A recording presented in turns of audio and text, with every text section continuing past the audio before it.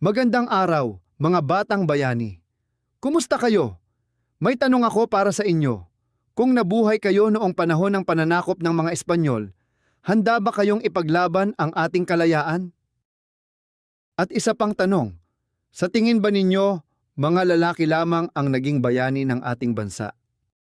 Kung ang sagot ninyo ay hindi, tama kayo. Dahil sa araling ito, matutuklasan natin na hindi lamang mga kalalakihan ang nakipaglaban para sa kalayaan ng Pilipinas. Maraming kababaihan at iba pang magigiting na Pilipino ang nagbuwis ng buhay, nagsakripisyo at nagpakita ng katapangan para sa ating bayan. Kaya tara na at kilalanin natin ang mga bayaning humubog sa kasaysayan ng Pilipinas.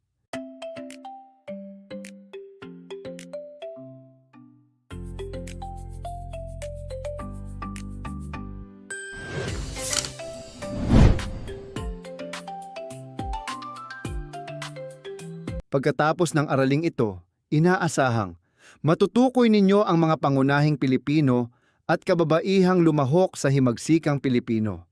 Maipaliliwanag ninyo ang kanilang mahalagang kontribusyon. Maipapakita ninyo ang pagpapahalaga sa kanilang kabayanihan at pagmamahal sa bayan.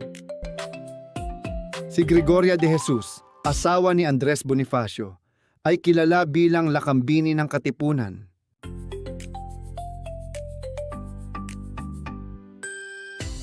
Hindi lamang siya asawa ng Supremo, siya ay tagapag-ingat ng mga lihim na dokumento ng Katipunan, tagapag-alaga ng mga sugatang Katipunero, isa sa mga gumawa ng watawat ng Katipunan. Napakatapang niya dahil isinugal niya ang kanyang buhay para sa bayan.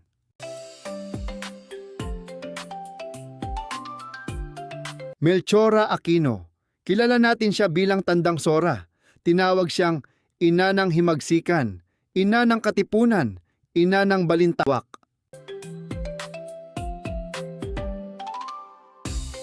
Sa kabila ng kanyang edad, pinakain niya, itinago at ginamot ang mga revolusyonaryo. Ipinakita niya na ang kabayanihan ay walang pinipiling edad.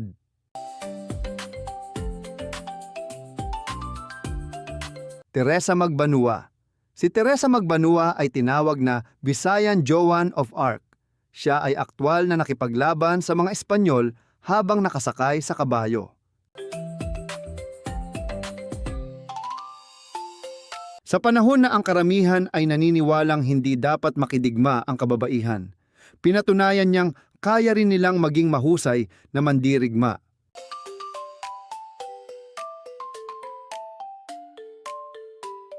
Trinidad Tecson. Si Trinidad Tecson ay tinaguriang ina ng biyak na bato.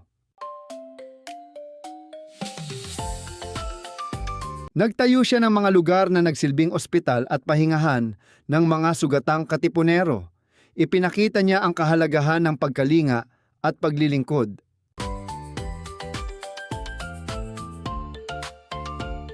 Doña Gliceria de Villavicencio. Si Doña Gliceria de Villavicencio ay tinawag na Godmother of the Philippine Revolution.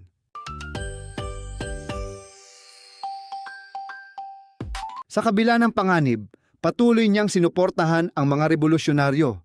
Pinatunayan niya na ang tunay na pagmamahal sa bayan ay nangangailangan ng tapang at sakripisyo. Ano ang natutuhan natin ngayon? Napatunayan natin na maraming Pilipino ang nagsakripisyo para sa ating kalayaan. Hindi lamang kalalakihan, kundi maging ang mga kababaihan ay naging mahalagang bahagi ng himagsikan. Ang tunay na bayani ay handang magsakripisyo alang-alang sa bayan. Mga bata, tandaan natin, ang kalayaan na tinatamasa natin ngayon ay bunga ng katapangan, sakripisyo at pagmamahal sa bayan ng ating mga bayani.